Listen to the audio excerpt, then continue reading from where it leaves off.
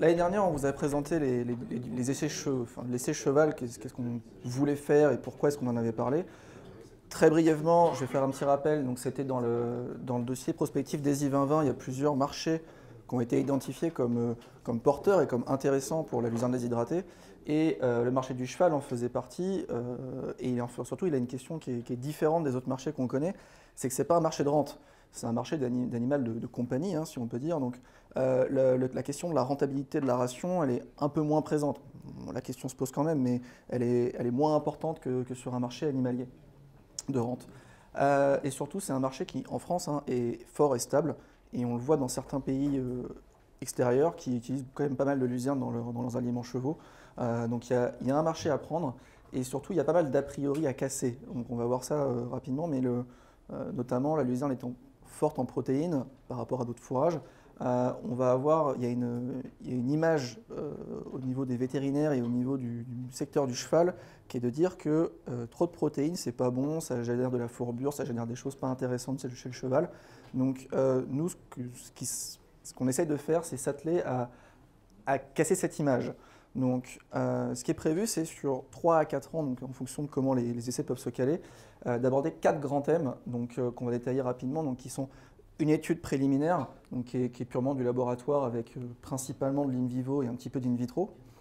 De la santé et du bien-être sur le cheval, donc comment il se comporte quand on le nourrit avec de la luzerne. La performance sportive, donc voir comment se comporte le cheval avec sa performance et comment est-ce qu'il récupère après l'entraînement, comment est-ce qu'à la période creuse, il perd de la masse musculaire. Et le vieillissement du cheval, qui est un sujet assez important, puisque une grosse partie des chevaux qui sont aujourd'hui en animaux de compagnie sont des animaux qui ne font plus de sport, qui sont vieillissants, qui ont parfois des difficultés à s'alimenter. Donc il y a plusieurs thématiques comme ça. Donc premièrement, si on regarde au niveau des essais qui vont être faits sur la phase préliminaire, ça c'est tous les points qu'on va regarder.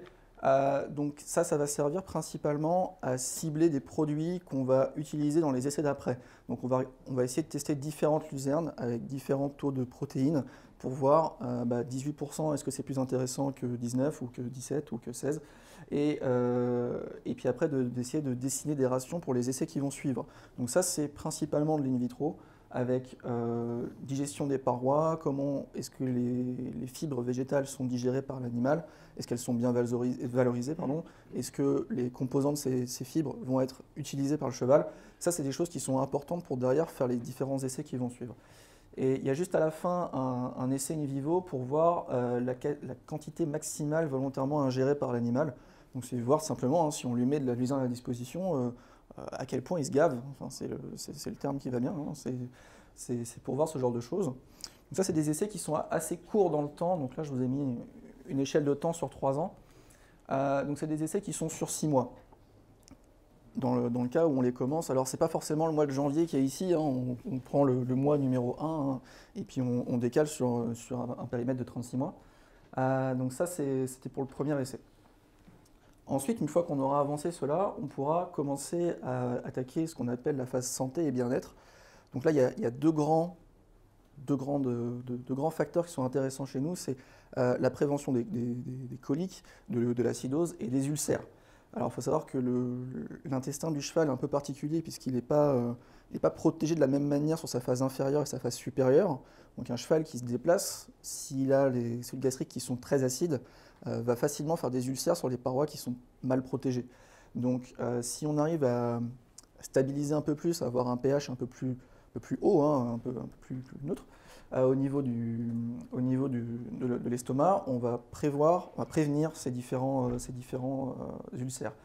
Et surtout, la capacité à réduire leur gravité. Ça veut dire qu'il y a aussi une action, c'est pas que de la prévention, il y a une action de traitement des ulcères. Donc là, il y a déjà des essais qui ont été faits précédemment, mais là, on va les chiffrer avec des rations particulières. Les précédents essais étaient juste simplement, si on donnait la luzerne à un cheval qui a des ulcères, est-ce qu'on voit de la réduction? Oui, non. Donc ça, c'est des essais qui vont être beaucoup plus longs, qui devraient commencer assez rapidement après le début des premiers essais, dès qu'on a les premiers résultats, et qui vont s'étaler sur quasiment presque la 3e année. Vous voyez, on est sur un total de 24 mois. Alors, il y a un petit trou ici parce qu'il y a une période d'analyse des différents résultats des premières expériences qui vont nécessiter de l'ajustement sur comment est-ce qu'on va faire les derniers essais. À savoir que ce trou-là, il peut être plus ou moins court, mais on l'a prévu de 3 mois. Ça peut être plus court, comme ça peut être un peu plus long. Voilà. Ensuite, la grande phase qui est la performance sportive. Donc, cette partie-là, elle est intéressante puisqu'il y a une partie du parc animalier cheval qui fait du sport, hein, qui fait du trot, du galop, de l'obstacle, ce que vous voulez. Il y a différentes thématiques. Hein. Et la question qui se pose, c'est au niveau de la masse musculaire et au niveau de la valorisation de la protéine. Est-ce qu'on va avoir un impact meilleur sur un animal qui est nourri de la luzerne? Est-ce qu'il va avoir une meilleure explosivité? Est-ce qu'il va avoir des constantes vitales qui vont être plus intéressantes, une meilleure ventilation, un rythme cardiaque plus faible à l'effort? Est-ce qu'il va aussi récupérer plus facilement? Est-ce qu'il va être capable de faire une deuxième épreuve plus proche de la première? Et il y a une question qui se pose pour le moment, on est encore en décision, c'est est-ce qu'on regarde uniquement la phase d'entraînement, c'est-à-dire est-ce qu'on regarde uniquement le passage qui est la prise de masse musculaire et puis les épreuves sportives, ou est-ce qu'on regarde aussi la période hivernale, c'est-à-dire l'intersaison, hein, où le cheval perd un petit peu de masse musculaire, et est-ce qu'on compare avec des chevaux qui ne prennent pas de luzerne pour voir s'ils perdent plus de masse musculaire ou pas. Voilà, ça c'est une des grandes questions. Donc ça, c'est des essais qui vont commencer un peu plus tard, hein. On commence 12 mois après les premiers, au mieux, parce qu'il nous faudra aussi des résultats de la santé et du bien-être du cheval pour savoir comment ça va se passer. Et à nouveau, avec un petit gap, hein, d'amélioration des différentes rations et puis d'analyse des différents premiers résultats. Voilà. Et sur le vieillissement, enfin, donc, on va essayer d'établir un lien entre le vieillissement du cheval, entre qu'est-ce qu'il alimente, et sa perte de masse musculaire. Donc, c'est un petit peu relié à la phase hivernale du cheval de performance sportive, mais avec un effet vieillesse qui peut être supérieur et qui peut du fait accélérer cette perte de masse musculaire, surtout que du coup, il n'y a plus d'entraînement régulier. C'est vraiment un animal qui se balade, qui se promène, il ne fait plus d'exercice sportif, il n'est plus entraîné. Donc là, il y a une grande question, et surtout au niveau de l'usure de la dentition du cheval. Un cheval âgé a une dentition qui est beaucoup moins apte à mâcher, hein, sa nourriture, et donc voir si au niveau de la luzerne, on peut réussir à pallier un petit peu à ça et lui permettre de s'alimenter correctement avec un produit qui est toujours disponible. Voilà. Donc ça, c'était là-dessus. Donc on se propage jusqu'à 36 mois dans le meilleur des cas. Sur ces 3 années. Maintenant, si on parle un petit peu de budget, parce qu'on est là pour parler aussi de ça, la première année, donc les coûts des essais in vitro, c'est à peu près 80 000 €. Donc c'est quand même des choses qui sont assez conséquentes. Et là, on parle uniquement du budget de recherche, on ne parle pas des budgets personnels des différentes entreprises qui sont liées, on parle uniquement de la recherche. Sur la santé et le bien-être, on est sur une fourchette qui va jusqu'à 285 000 €. C'est des fourchettes hautes que je vous affiche, hein, pour que vous soyez au courant quand même. Sur le sportif, on est sur presque 400 000 €. Et sur le bien vieillir, on est à 175 000 €. Si vous faites le calcul, on est à peu près à 900 000 € sur 3 ans de pure R&D. Donc c'est quand même des budgets qui sont assez conséquents. Et ça, c'est des choses qu'on ne peut pas faire du premier coup comme ça.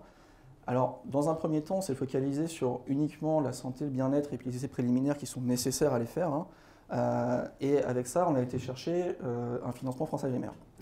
Donc, il y a un dossier France-AGMR qui s'appelle Expérimentation, qui est sur des fonds CASDAR, et qui propose de fournir sur des budgets de recherche, hein, bien entendu, avec une valorisation derrière, une enveloppe qui va jusqu'à 300 000 €. Et nouveauté cette année, alors avant c'était sur 12 mois, maintenant, la même enveloppe est répartie jusqu'à 36 mois si on le souhaite.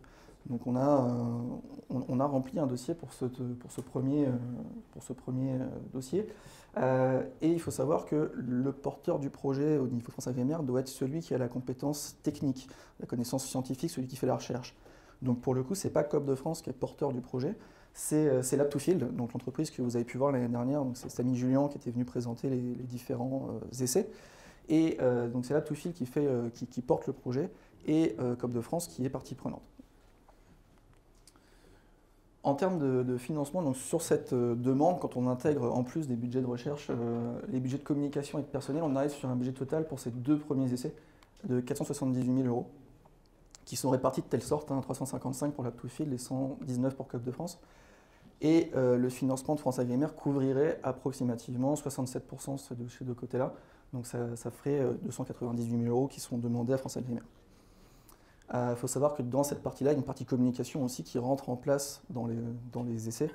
Et si des gens se posent la question, lorsqu'il y a un financement France Agrimer, les résultats ne peuvent pas donner lieu à un brevet. C'est public, c'est pour la filière complète. Et ça, c'est des choses qu'on doit valoriser, nous, ensuite. Et enfin, la suite du projet, donc 2018, cette année, on attend les résultats de l'appel à projet France Agrimer qui devrait commencer à arriver, on nous a dit, dernière semaine de février jusqu'à avril, suivant comment les commissions se posent. Et ensuite, donc, on va débuter ces essais. Alors, si on n'a pas le budget, il y aura une question qui sera posée en conseil d'administration, savoir est-ce qu'on peut quand même supporter l'investissement, est-ce qu'on peut aller plus loin sans ce financement. Pour l'instant, la question, elle est en suspens. Ensuite, dans l'année, donc au mois de septembre, on déposera un nouveau dossier France Agrimer pour ce qui est de la performance sportive, parce que vous avez vu que c'était un budget quand même de 300 000 € à lui tout seul. Donc là, on va déposer un dossier unique.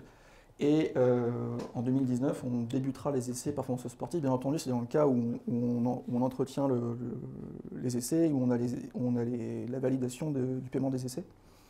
Et probablement le bien vieillir dans la foulée. Peut-être qu'on fera un autre dossier France Agrimer pour le décaler d'1 an. On verra comment se passent les choses et comment les financements sont arrivés jusque-là.